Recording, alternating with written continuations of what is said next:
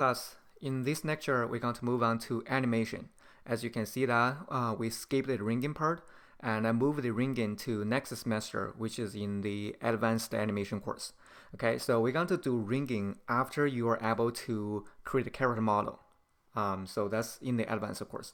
All right, so here let's go to talk about the basics of animation. So here, before we get started, we're going to go to Maya and Preferences. And here's a few things I want you to change. First is the setting here. So you have to decide what frame rate you're going to use for your animation. So for a standard video or film, we use a 24 frame per second. And if it is for a game, you may use 60. So if you can click on here, and you will find here's more options for you. So you can choose 60 or 120 if it is for a game and you want more frames for your animation. Okay, so as you choose a higher frame rates, you will have more smooth animation, in video games. However, for film, for video, 24 is enough. 24 or 30. Okay, these are common frame rates we use. So here I'll use a 24 frame per second. This is our working units. And then next your change is go to time slider. Okay, for playback speed. Whatever you have choose for the setting, you have to make it match at here. So we use a 24 frame per second. So here I'll also choose playback speed as 24 frame per second. So when we play back the animation, it will match the frame rate we have set for this project. All right, and then click on save, and we are ready to get started. So here I created a cube. As you know, for animation, it's all about keyframes, right? For example, if I put my time at frame 1, so this is a time slider, okay? And then if I want this cube to stay on this spot at frame 1, I can just hit S key, S on your keyboard for keyframe. So it'll create a keyframe here, as you can see the red line. So it'll block the position here. See, if I move the cube to a different location and then I change my time, for example, if I click on frame 10, it'll jump back to the initial point because I have blocked its position at that part. Okay, so that is the keyframe. All right, so now if I go to frame 20 and I want this cube to move to here, what I'll do is first I move it. Okay, move it to here, and then second you'll have to hit S key to save that keyframe, to block that pose, and then if you play, as you can see, the cube will move, right? For example, if I go to frame 40 and if I move, and if I don't hit S key to create a keyframe, and then you can see that if I change my time to a different location and then I lost the position I just changed. Okay, so that's why whenever you move your object, you have to create a keyframe by hit S key. All right. Another thing is, see here, if I put my timeline at frame 20, if I want to update my animation, see if I want to move it further, and then if I don't press S key to update that keyframe, and then I will lose the change I have just applied, right? So every time if you put our time at the keyframe and then you change your animation, you have to hit S key again to save that change. Otherwise, you're gonna lose the animation you just changed. All right, so here you go. Now you can see that it moves further. Okay, so that is the basics. So whatever you created, you can create a keyframe and not the object to animate it. And if you have a character, and we'll create something called controller, and your character will have more than 20 controllers, and you're going to select each individual controller and create keyframes. Okay, so that's the concept.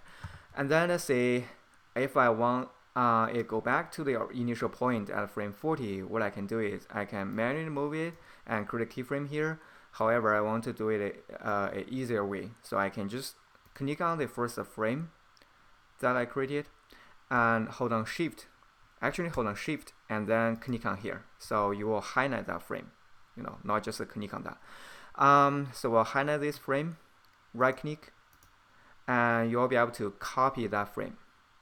Okay, so hold on Shift, left click on that frame, right click and copy, and then go to frame 40, right click and paste and paste. So it'll basically copy that frame and paste it to frame 40. So now if I jump between frame 1 and frame 40, you can see the cube stay at the same spot because these two keyframes are the same. So now we have our cube moved to here, frame 20, and goes back. And then you will see we have a small issue. As you can see, it go back to frame 40. However, it go past that initial point. Okay, around here. See, it passed the initial point and then go back. So it go past the initial point and go back. So there's something wrong. Okay, so that will connect to, so we have explained the keyframes. So we'll go to the graphic editor. All right, so to go to graphic editor, you'll go to Windows and Animation Editor, and here it is, graphic editor. Here is the graph of our keyframes. Okay, so if you select this curve, as you can see, it highlighted the translate Z value. Basically, it is the translate Z, which is this axis. We are moving this cube along the Z axis, right? So that is movement position Z. Okay, so we have moved it to the left, which is here, this value, about 15 units, and then we move it back to 0, right? To 0. However, when it comes back, as you can see, since it is a curve, so it has some influences, right? So that caused this cube to move past the initial point, the 0. Okay, goes to the negative, about -1 or 2, and then goes back. So what I'll do is, I'll select the whole thing, select all of the keyframes, and then you can click on this button on the graphic editor. So basically this will create a smoother curve, right? And you'll make all of the tangent, the slider on the tangent to straight, so you will not have that over influences on each keyframe. Right, so now if you play, as you can see, it goes here and it goes back here, right? Okay, if I play again, right? And another thing is, as you can see, if I play, it speed up and then slow down at here, and then when you come back, it also speed up and then slow down. That is because it is curved, right? So here's the speed. Basically, this is the time, right? And this is the distance it's gonna move. So it moves slower and then speed up and then slower and slow down and then speed up and slow down. Okay, so if you want it to move to a different pattern, you can select this whole thing again, and you can change a different tangent mode. For example, here if I change it to straight line, so it will have a constant speed for here and then come back here. Okay, so if I play, you can see, right? So there's a no speed up and speed slow down animation, right? So usually we would use this one, this tangent. So we'll have a smoother motion trail. Okay, it's more natural. All right, so that's one thing. And then, as you can see here in the graphic editor, this curve, this line, right now is a line since we haven't created any keyframe on it. It is the scale. Okay, scale Z and scale X and Y, so they're all together. And if I select this one, this is rotation, since we haven't applied anything on it, so it keep at 0. And this one is the visibility. So visibility, it only has 2 values. Right now it stays on 1, so 1 is visible and 0 is invisible. So here, for example, if I put here to 0, so basically the visibility will change from 1, which is 100% opaque, to transparent, and then come back to opaque. So here, if I play, right, so it'll goes back here, it'll be opaque, and then it'll go oh, here is a transparent, and here it will go opaque. All right, I don't want it to be like that, so I'll go back. So this is the graphic editor.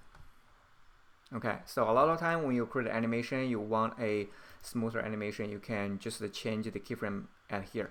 So a lot of people feel it's easier to just change the graphic editor by changing the animation. For example, if I wanted to move farther at here, I can just simply bring this higher, right? Or if I want this keyframe to be a little bit to the left side, so I want it to move faster along this side and then move slower this side. So I can just shift this keyframe to this way, right? As you can see that I changed the pattern.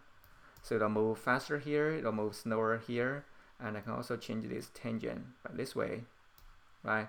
So the speed will more kind of a constant on this path, and here it will be more dramatic. So now if I play, it'll create a 2 keyframe. I'll explain why. So let's just play first, right? So that's the difference. As you can see, for this part it moves faster, and here it moves slower.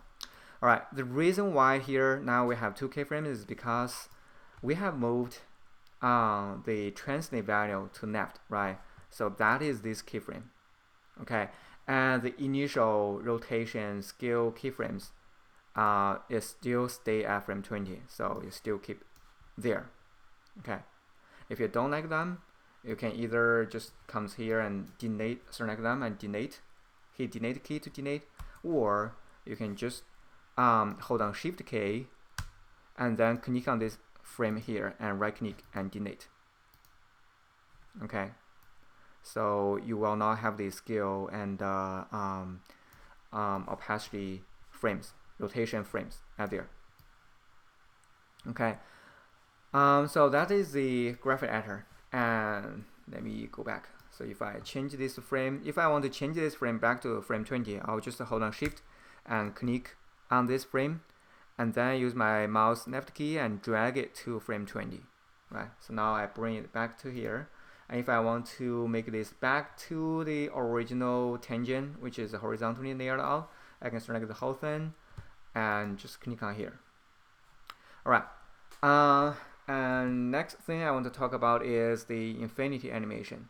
So what is the infinity? As you can see right now, I only created 3 keyframes, right? So for this cube, I only have the cube moves from the initial point to the left spot and then goes back. Okay, and as animation comes here, it is the end of the animation because I only have 3 keyframes, right? However, a lot of cases, I want the animation to loop. For example, in this scene, I have my character play in the foreground, and in the background, I have, for example, I have a clock, right? And it just keeps spinning. So what I can do is I can just make the clock spine for one time, and then repeat the animation to make a infinity animation. So it'll keep, looping at there. Okay, so let's see how we can do that. What you'll do is basically go back to graphic editor, select this whole thing, and we'll go to the view and check on infinity. Okay, as you can see, if I check infinity on, immediately it will have this curve. Right now it's a line, before our first frame and after our last frame, it'll show up. So that is the infinity. So basically, now we haven't applied anything to it. We could only see if we give it infinity where it's going to be show up. All right, and then we'll go to curves and pre-infinity. Okay, and turn on curves. So this will loop this animation before our first frame, right? So before frame 1, as you can see, it copy this pattern. So if I comes back here, right? See, now it's a frame minus 355. As you can see, it's looping the animation, right? And comes here, it will stop because we don't have any infinity after that. So what you'll do is go to curves again, post infinity, and turn on cycle. So it'll cycle the infinity animation after your last keyframe. So it'll copy the pattern and loop it forever. It depends on how long your project have. So right now, as you can see, for this project, I have 200 frames for this whole project, and right now my time slider only have 120, so I can just click on here and extend it to 200. And if I want more, I can just type it here. So I have 400 frames for this project. So if you want more, you can just increase it. So it will just keep looping the animation. And I only have 3 keyframes there. However, I loop the animation forever. Okay, so that is the infinity animation. And in the next lesson, I'm going to show you the character model I provided for the next few lessons.